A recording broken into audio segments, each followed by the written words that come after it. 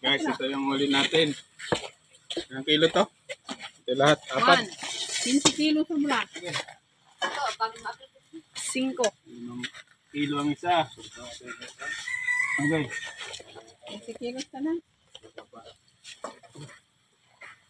4 na kilo. Ito yung kahapon.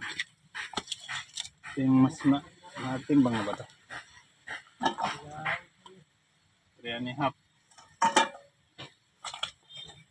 Ang ba't ng royal nag... Mana... Mamaya yung kapakaloy. Kilos na lang yung siya. Ini. Sino ang rutang naman? Tamo. Guys, ikot tayo na. Dito. Guys, ano ko muna. Ilagay sa freezer kasi 80 na lang yung kilo. Lugi tayo. Yung gasolina 70. Tapos yung isda 80 ang kilo. Kaya freezer na lang namin, ulam na lang. So yun, salamat sa Panginoon sa biyaya ng dagat. Ang dami ngayon dito. Yung ganitong tulingan. Papakita ko sa inyo yung pain. Yung ginamit kong pain kanina. Nakahuli tayo ng 8 malalaki.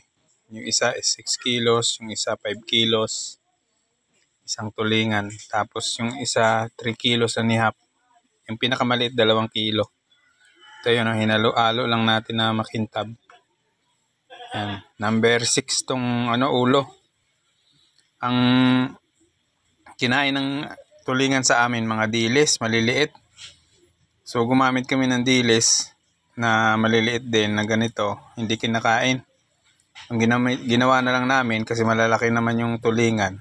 Malalaking pain. So kumakain tuloy sila. So yung ginamit ko kanina, ito yun. Ayan. Medyo may blue. Medyo payat na. Tapos ito pa. Effective din tong blue. Blue yung ulo. Ayan.